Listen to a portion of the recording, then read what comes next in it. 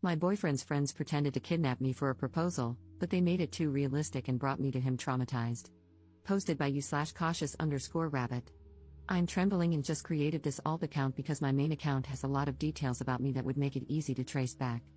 A week ago, my 23F boyfriend, 26M, told me he had a camping trip planned with his friends for Friday, today. He said he would have no service and that he'd see me on Sunday. He messaged me at 5 a.m. this morning and told me they were hitting the road. Around 8 a.m., I went for a run, like I usually do on Fridays. I keep one headphone in while I run because I'm often on a work call. While I was running, I noticed an SUV that kept popping up. In hindsight, it looked just like my boyfriend's childhood friend's car. I sent a message to my sister, telling her to stand by, and I shared my location. Right after sending the message, I looked up, and the SUV was right beside me. Someone jumped out and grabbed me. It happened so fast that I even dropped my phone on the pavement. I was pulled into the car, and I could tell there were at least 2 masked guys in the back before they covered my eyes. In hindsight, they had cartoonish ski masks and black gloves on. I freaked out and resisted like crazy, screaming and kicking. All I could hear was these guys laughing, and I could feel one of them holding my arms behind me while the other held my legs down at the knees. I don't know how long I was in there, but I kept begging them to let me go and crying. I even admit I peed on myself, but I don't think they noticed until we arrived at the house. They pulled me out of the car, and I screamed for help until I was dragged into a house. When the mask covering my head was removed, I was on my knees in front of my boyfriend of 2 years. He was staring at me with a confused look before he started angrily asking his friends what was going on. As I started to process what was happening, I realized he was dressed nicely, and there were romantic decorations around the entryway to his house. I recognized him and the setting, and I collapsed into sobs. I probably had a 5-minute panic attack in that car on the way there and another one sitting in the entryway to his house.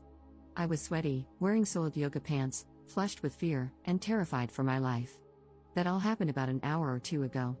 My boyfriend took me upstairs and was going to help me get showered and changed, but I wanted to do that alone. I heard yelling and commotion downstairs while I was in the shower, but I don't know what's going on. I'm sitting in his room now, holding my shattered phone after crying to my sister about what happened. She lives 90 minutes away but is speeding over to get me now.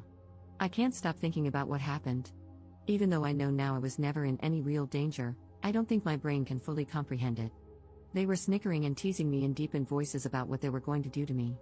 The one holding my legs down kept caressing my thighs, moving his hands up and down toward the inner area.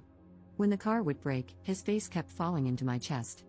I don't even know who that was. I just know one of them sounded unsure and kept trying to defuse the situation, but I think it was the driver. Edit. My sister arrived. She wants to take me to the police station now. I haven't spoken to my boyfriend yet, but I think there's more to this story than he knows about. I'll have to log off for a while. Thank you for the support in the comments. Edit 2. I'm working with the police now. This is going to be investigated as false imprisonment if I press charges. My sense of time was so warped. From where I was picked up to his house was about 7 to 10 minutes by car, but it felt way longer than that. As for the friends, the driver was his childhood best friend, whom I actually get along with well. He was in tears when he voluntarily arrived at the police station to give a statement. The other 2 were friends from his athletics class, which he started attending a few months ago. It seems like the 2 guys I didn't know wanted in on what was otherwise supposed to be something more innocent.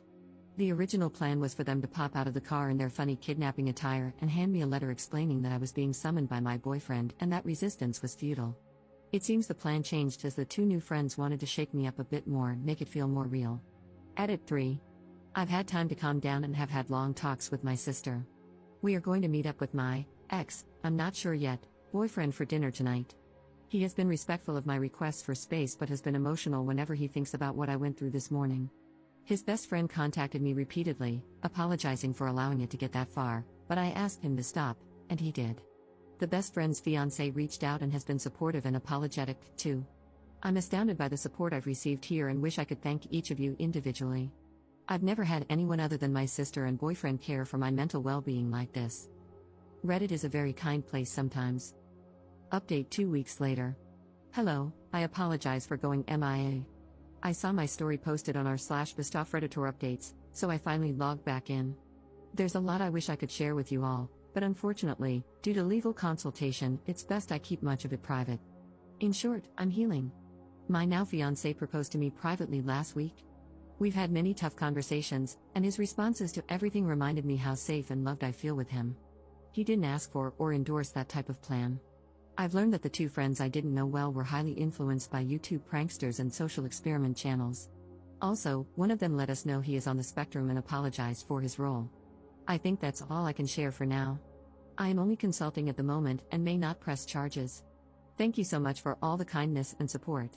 Opening my inbox today warmed my heart incredibly. Edit. There are a lot of people who disagree with me staying with my fiancé. I'm sorry I couldn't explain in detail how confident I am in him throughout this. Please read carefully before passing judgment, and I'm sorry I couldn't please everyone with my decisions. However, after further reflection, I think pressing charges is the best course of action. Maybe I'm a bit too tender-hearted, but I didn't want the former best friend to face consequences either. That said, it seems he has too. Second update 7 months later.